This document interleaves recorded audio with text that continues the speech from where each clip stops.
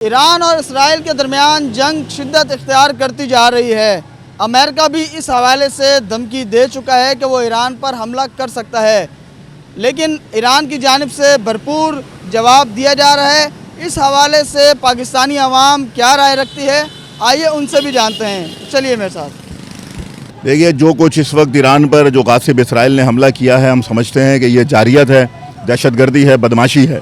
ایک آزاد اور خود مختار ملک کے اوپر اس طرح سے آ کر حملہ کرنا اور فوجی قیادت کو قتل کرنا، یہ دہشت گردی ہے، یہ ظالمانہ کارروائی ہے۔ اس کی جتنی مذمت کی جائے میں سمجھتا ہوں کم ہے، اور ساتھ ہی ساتھ جو بین الاقوامی قوانین کہتے ہیں جو ایران اس وقت کر رہا ہے جو غاصب اسرائیل کے ساتھ، وہ ان کا دفاعی حق ہے، اور دنیا کی تمام قوانین، تمام انٹرنیشنل ریزولوشنز اس بات کا رائٹ دیتی ہیں کہ جب آپ کی سوورینٹی کو کوئی ہٹ کرے تو آپ اسے منہ توڑ جواب دیں۔ ہم پاکستانی شہری اپنے برادر اسلامی اور پڑوسی ملک ہم ایران کے ساتھ ہیں، اور اسرائیل ویسے بھی ایک ناجائز ریاست ہے جو فلسطینیوں کا قتل عام کر رہا ہے، شام کا، لبنان کا، عراق اور یمن میں بمباری کر رہا ہے، لہذا اسے اس صفحہ ہستی سے نابود ہونا چاہیے۔ جی، جو جنگ چل رہی ہے، ایران جس طرح اپنے قوت کا مظاہرہ کر رہی ہے، یہ بالکل اچھا کر رہی ہے۔ جو اسرائیل ہے، جو یہودی جو ایجنٹ بنے ہوئے ہیں، اسرائیل جس طرح غزہ اور فلسطین پہ جس طرح انہوں نے جارحیت کی، ظلم کے پہاڑ توڑے، تو وہ سمجھ رہے تھے کہ یہ جو ظلم ہے وہ ایران پہ بھی کر لیں گے، مگر ایران نے یہ ثابت کر دیا کہ ان کے جو سوچ تھے ان سے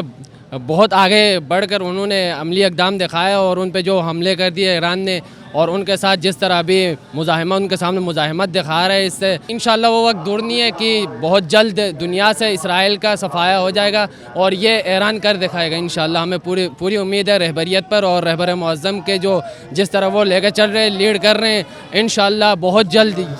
وہ دن دیکھنے کو ملے گا کہ پوری دنیا سے اسرائیل نیست و نابود ہوگا اور اسرائیل کا خاتمہ ہوگا انشاءاللہ۔ میں اس جنگ کے حوالے سے یہ بتاؤں گا، انشاءاللہ حق کی ہمیشہ جیت ہوگی۔ امید ہے کہ انشاءاللہ اللہ کی فتح و نصرت ہوئی تو ایران اس جنگ میں اسرائیل کو سبق سکھائے گا۔ یعنی اسرائیل نے یہ سمجھا تھا کہ سارے مسلمان لبنان اور فلسطین غزہ کی طرف کمزور ہے،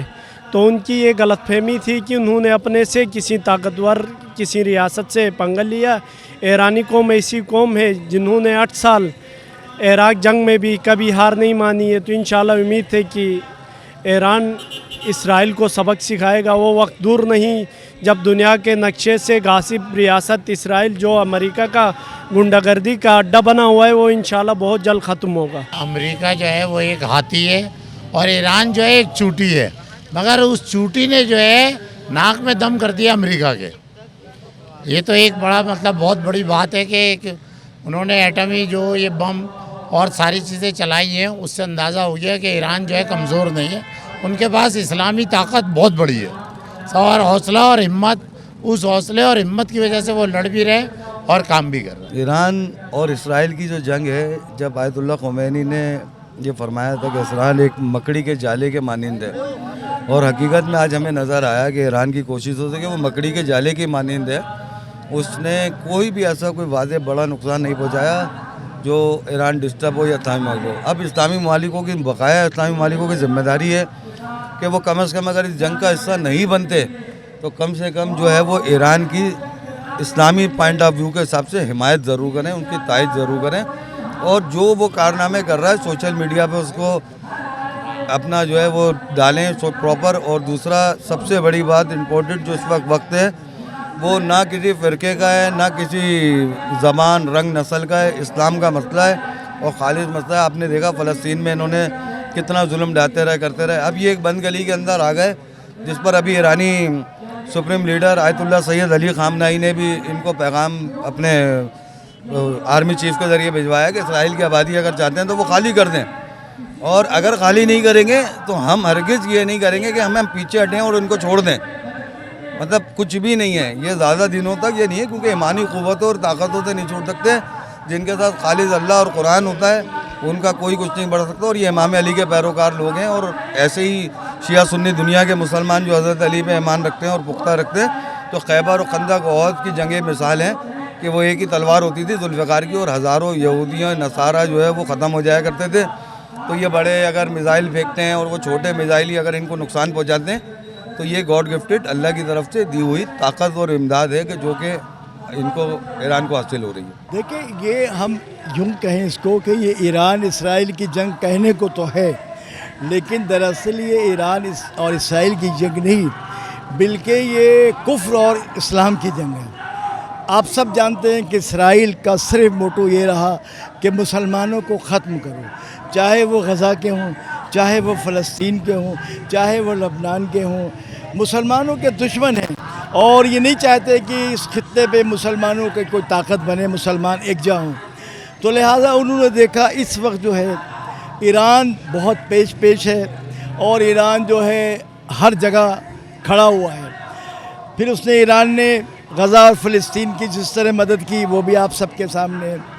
تو انہوں نے دیکھا کہ ایران ایسا نہ ہو ایران اور پاکستان اور دوسرے ملک مل کے ایک بلاک بن جائے، اسلامی بلاک.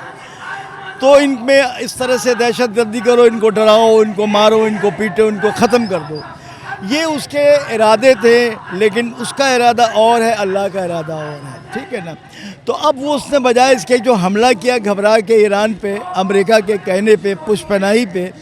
تو اسے نہیں اندازہ تھا کہ ایران اس طرح سے ڈٹ کر کھڑا ہو جائے گا. اور اللہ کا شکر ہے کہ آج اسلامی ممالک، بیشتر ممالک، جس میں کہ میں بڑے فخر سے کہوں گا کہ سعودی عرب نے بھی ایران کی حمایت کا اعلان کیا، اسلام کی حمایت کا اعلان کیا. اور سب سے بڑی جس ملک میں ہم رہتے ہیں پاکستان، جو ہر لحاظ سے ایک بڑا ملک ہے اور طاقتور ملک ہے، پاکستان کی حکومت